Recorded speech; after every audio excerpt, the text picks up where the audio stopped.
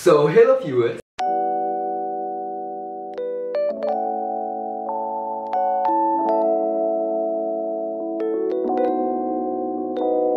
So, hi guys, balik lagi sama gue, Rifki Hadian. Dan pada video kali ini gue mau ngejawabin nih pertanyaan-pertanyaan kalian yang udah kalian tanyain di kolom komen YouTube gue. Jadi gue udah ada daftar pertanyaannya, udah gue susun dari pertanyaan yang umum sampai pertanyaan yang khusus. Dan gue akan coba jawabin satu-satu pertanyaan dari kalian ya. Oke. So, without further ado, langsung aja kita mulai ke pertanyaan pertama. Nah, mungkin dari sebagian kalian belum ada yang tahu nih, SIMAK itu apa. Kalau dari kepanjangannya sendiri, SIMAK itu adalah Seleksi Masuk Universitas Indonesia. Nah, SIMAK ini adalah salah satu jalur untuk kalian yang masuk UI nih, tapi lewat jalur mandiri. Jadi kan masuk UI kan bisa lewat SNMPTN, SBMPTN, PPKB, calon scouting, dan SIMAK. Nah, SIMAK ini adalah salah satu cara yang diselenggarain sama UI-nya buat kalian yang pengen masuk UI. Kalau menurut gue pribadi, itu susahan SIMAK. Kenapa? Soalnya di SIMAK tuh, waktu zaman gue pun gak ada yang namanya TPA. Sedangkan kalau di SBM kan ada tuh TPA-nya. Sehingga hal itu bisa ngebantu nilai akhir kalian jadi lebih tinggi. Dan kedua, menurut gue, soal di SIMAK tuh lebih banyak di bagian matematikanya, bahasa Indonesia, bahasa Inggris dibandingkan SBM.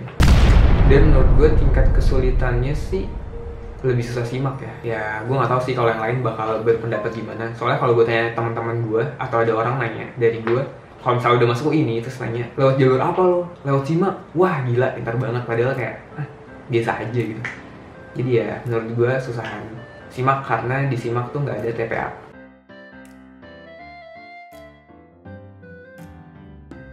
Jujur ya, gue waktu ngerjain SBM sama SIMAK tuh lebih optimis, wah di SBM gue bisa lolos nih.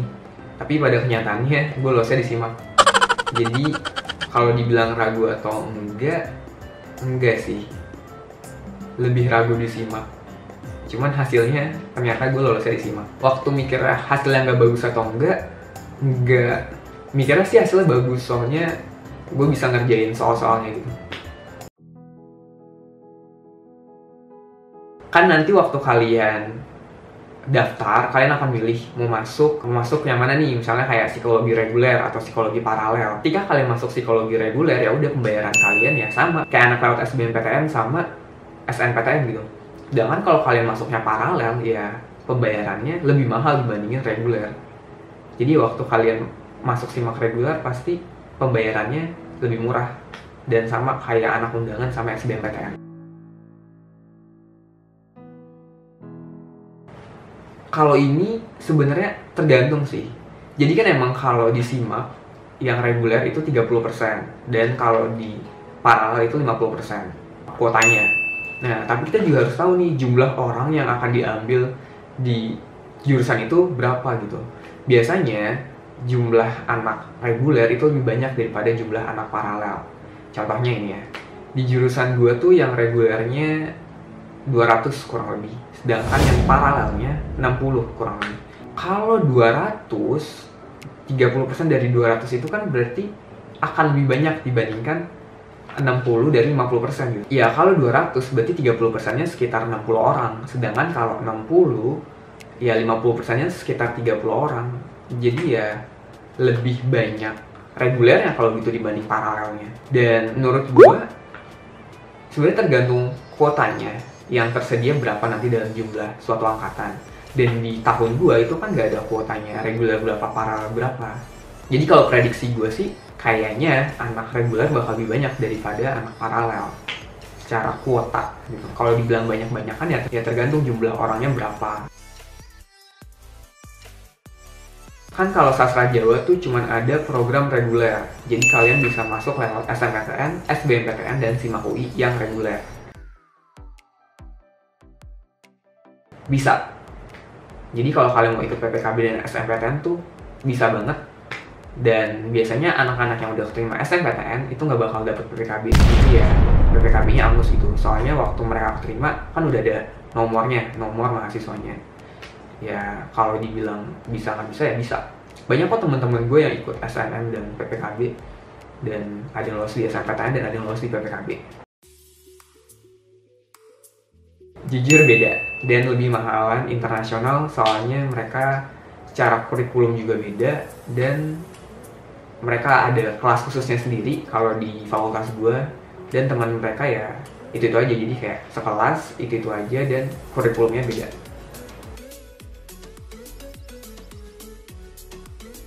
Bisa.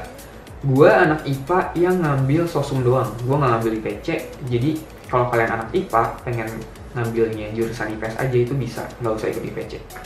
Ya tinggal pilih sosum, di SIMAK juga kalian tinggal pilih sosum. Jadi bukan karena kalian anak IPA kalian harus ngambil IPC gitu, enggak. Dan kalau kalian ngambil sosum ya pilihannya ya jurusan sosum aja, kalian nggak bisa ngambil pilihan teknik MIPA, kecuali kalau kalian mau teknik juga, terus hukum juga, nah itu bisa kalian ngambil IPC. Kalau kalian masuk di program SIMAK reguler itu bisa. Ya, pokoknya semua mahasiswa yang S1 reguler itu bisa pakai bidik misi.